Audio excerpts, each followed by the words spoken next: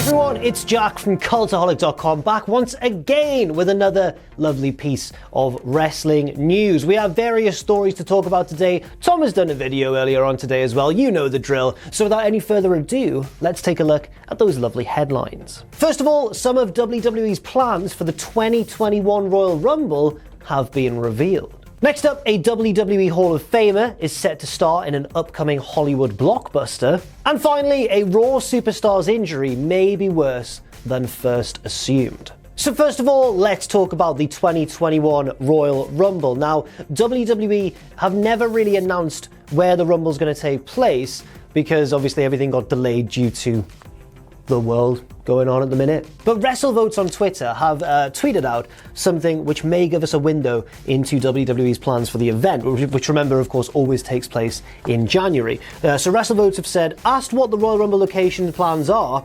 learned that WWE has a city in mind and are looking to get back to live crowds prior to that. However, they are keeping an eye on what the NBA and NHL do for next season regarding fans and capacity levels. So that seems as though WWE are indeed keen to get live crowds back in properly before the Rumble takes place. However, they are going to be monitoring other sports leagues in the States, the NBA and the NHL for next season regarding fans and capacity levels. Now, I don't know if it's a bit different because obviously the capacity or the total number of people, for an event like the Royal Rumble is going to be way, way bigger than for an NBA game or an NHL game, indoor arena sports, compared to the Royal Rumble, which has been recently taking place in either massive arenas or even outdoor stadiums. So it's a strange one. Could we perhaps see a situation like we've been seeing with AEW recently, where fans are allowed in but a small number kept pretty far away from the ring? And if so, are we going to get some kind of combination of the Thunderdome setup and fans further away? Are fans going to be closer in but more spread out? This upcoming Royal Rumble, the 2021 Rumble, could be the most distinctive looking Rumble ever. And of course, we're all hoping, the ideal scenario would be that, fans can just pack in once again, but the way things are going, by January, it doesn't maybe look like enough time will have elapsed to allow that to happen. So maybe we will be looking at a reduced capacity show. Maybe AEW's not the most accurate example. Maybe we could be looking at something more like what a lot of Japanese promotions have been doing recently, most notably New Japan, allowing fans in, but at a reduced capacity. But regardless of whatever happens, the Royal Rumble is always an exciting occasion, isn't it? Everybody loves the bloody Rumble. And I think that, this year we've got a strong crop of contenders on both brands with no obvious answer to who's going to win. I feel like Sasha Banks might win the Women's Rumble because, of course, she's just been betrayed by Bayley. And if Bayley still has the belt as we approach next year's Rumble, Sasha has to be the favourite, right? We've also got Big E as well, who's been working his way up through the ranks on SmackDown as a big babyface singles star finally.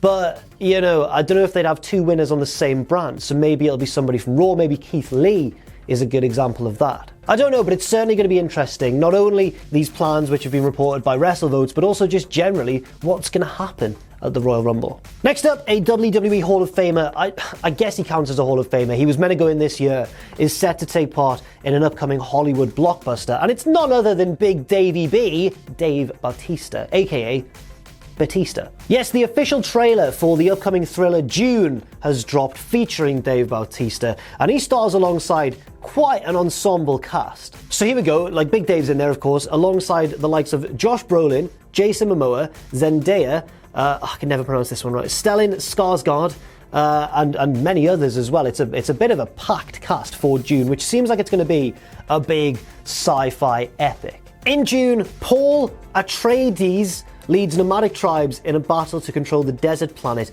Arrakis. Oh, it sounds very exciting indeed. It is based on Frank Herbert's 1965 novel, and I've not read it, so maybe it'll be faithful to the original. I don't know. Bautista has had a bit of bad luck recently, of course, with the ongoing pandemic, because one of his more recent films, My Spy, was supposed to have a theatrical release, but instead premiered on Amazon Prime in the US on June 26th due to theaters being closed. June is slated to be released on December 18th, 2020 in theaters, and Batista's probably going to be in familiar territory because, of course, he's got sci-fi experience. He was in Guardians of the Galaxy. It made him a star.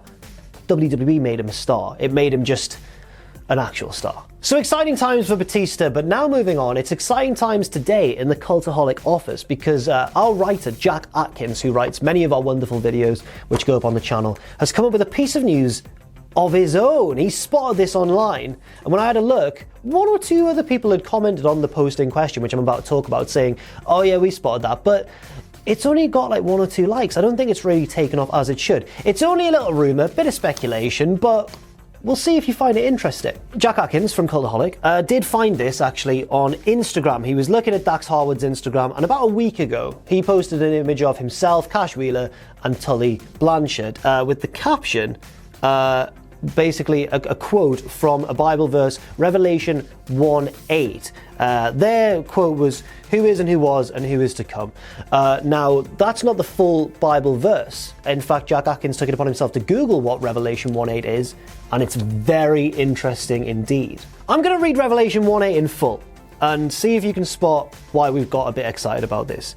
Here we go, Revelation 1:8. I am the Alpha and the Omega, says the Lord God, who is and who was and who is to come, the Almighty. Alpha and Omega? Now, of course, this could just be a bit of coincidental wordplay. It could be the very reason they chopped that first bit off the quote they put in the Instagram caption, or it could be a deliberate reason that they left it off because it's too much of a clue, or it's a little hidden clue for sad people like us to find. Because, of course, Omega, well, there's a pretty prominent Omega in AEW, Kenny Omega, who seems to be on the verge of a bit of a heel turn. And also, when Kenny was feuding with Chris Jericho, there was a bit of an Alpha and Omega theme there as well, wasn't there, in New Japan? So, I don't know, could it be a super stable on the horizon featuring maybe Kenny and maybe Jericho as well? Could it just be Kenny? I don't know.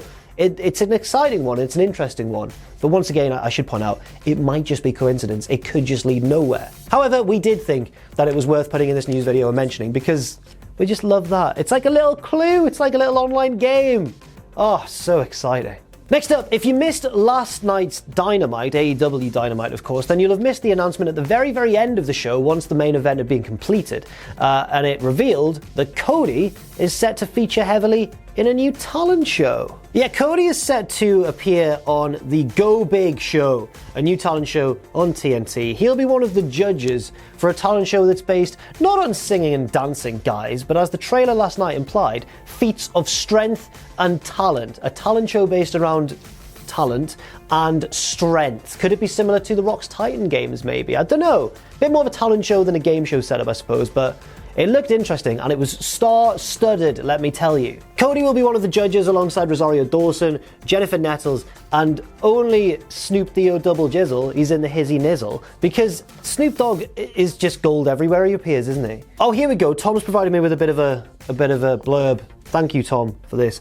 The show is kind of like America's Got Talent, but instead of singing and dancing, it will feature sword swallowers, rodeo cowboys, and monster truck drivers. It's going to be so kickin' radical. The show will also be hosted, as Cody revealed, by Bert Kreischer, one of the Joe Rogan podcasty type blokes who's pretty funny in things I've seen him in, so maybe he's a good choice to host the show.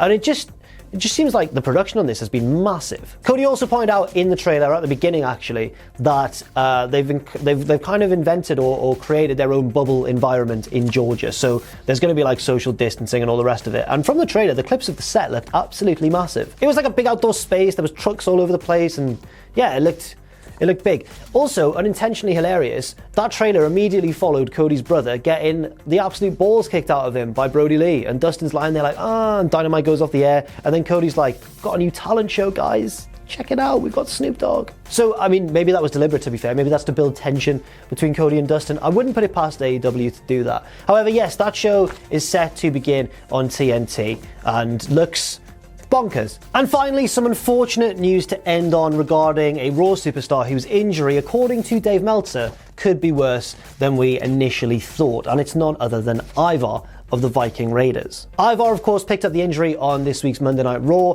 as part of an 8-man tag match between himself, Eric, his tag partner, of course, Ricochet, and Apollo Crews, taking on the Hurt Business, MVP Bobby Lashley, Shelton Benjamin, and their newest recruit, the newly heel Cedric Alexander. And yeah, Ivar, unfortunately, was injured during that match. It even may have seemed like they just went pretty quickly to the finish, with Cedric pinning Ricochet. There was a bit of a miscount or a shoulder up. it seemed like they may have called the finish on the fly. Well, Meltzer's update reads like this. He says, nothing's for sure, but it has not yet been determined whether or not he will need surgery, but it is a significant injury. And once you say that, it tells you that it's not just like a stinger where you're going to come back in 2 weeks. It's probably a lot worse than that. It's not determined yet, but absolutely, as of today, it's a possibility. That is obviously very sad news for Ivar, and of course, all of us here would like to wish him a very quick and speedy recovery. Hopefully, we see him back before too long. And that is it for the news today. Thank you very much for watching. I've been Jack from Cultaholic.com. Leave your thoughts and opinions on any of these stories in the comment section down below. Stay safe out there, stay positive. Thank you for watching, and I'll see you very soon.